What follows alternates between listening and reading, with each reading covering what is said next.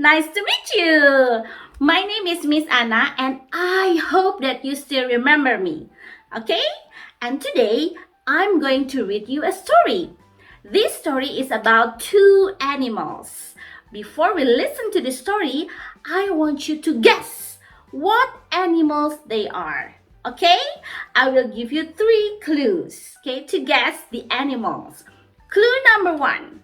These animals are small, about this size. Yes, not small like an ant, but small like this size, about this size. Can you guess? Not yet, so I'm going to give you clue number 2. Clue number 2, these animals can live anywhere. They can live in dirty places like a garbage dump or dirty kitchen or a ditch, yes, but they can also live in clean places like your house. Wow! Can you guess? These animals are small, about this size, can live anywhere, dirty places or clean places. Can you guess?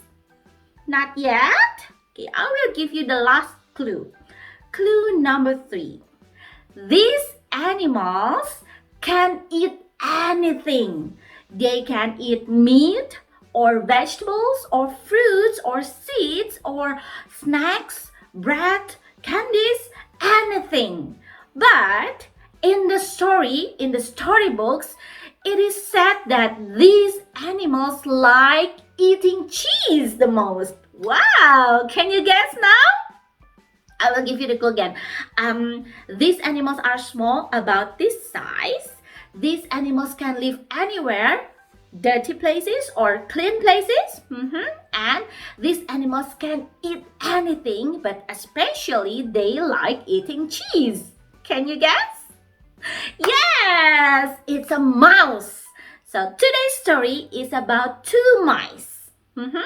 And the title of the story is The Town Mouse and the Country Mouse. Are you ready? So listen. The Town Mouse and the Country Mouse by Miles Kelly, illustrated by Andy Rowland. A little mouse who lived in a busy, bustling town was on a train to the country. He was going to visit his cousin. The town mouse was excited as he had never been to the country before. Meanwhile, the country mouse was hard at work preparing for the town mouse's visit. After a long journey, the town mouse arrived. The cousins greeted each other joyfully. The country mouse showed off her home in a tree trunk. It was simple but warm and cozy. "It doesn't look much like my home," the town mouse said. Once the town mouse had rested, the country mouse took him to meet the farm animals next door. They crowded round to greet him. Curious, the horse lowered his head and sniffed at the town mouse. "Watch it!" he cried. He wasn't keen on these new animals.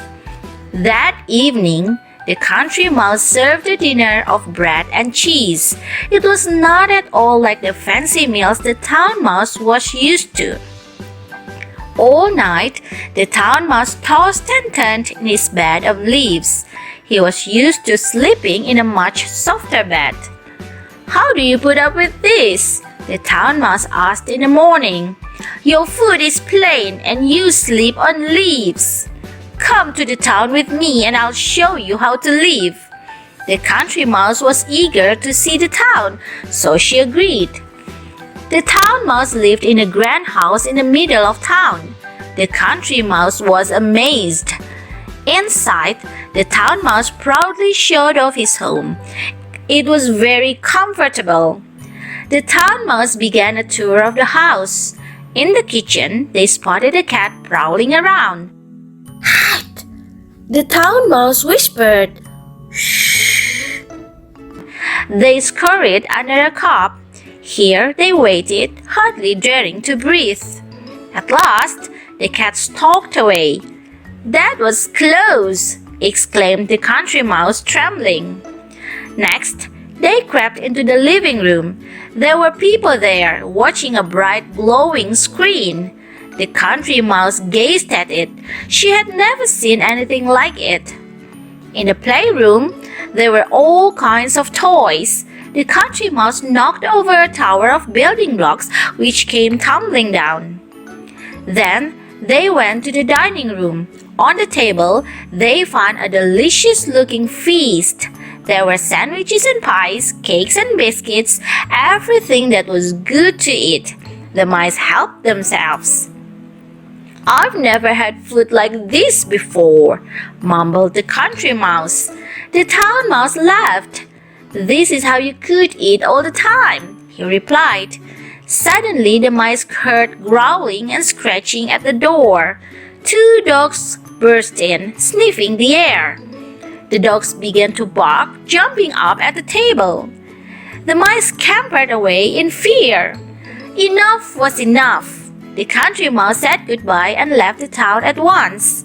"Better to live poorly in peace than richly in fear," she said. The end.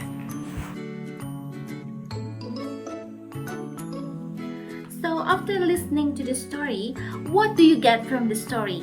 As for me, the story speaks to me that I have to be thankful for the things that I have, that what God has given me is the best thing for me, that what God has given me can make me happy. The same thing happens to the country mouse.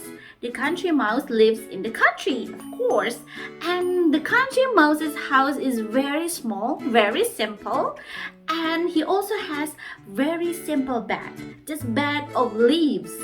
And about the food, it's very simple too. But the country mouse is happy living in the country in simplicity. Yes. How about the town mouse? The town mouse lives in the town, in a big house in the town with fancy foods, delicious foods, TV, and anything there. But don't forget, there in the big house in the town also live a cat and dogs.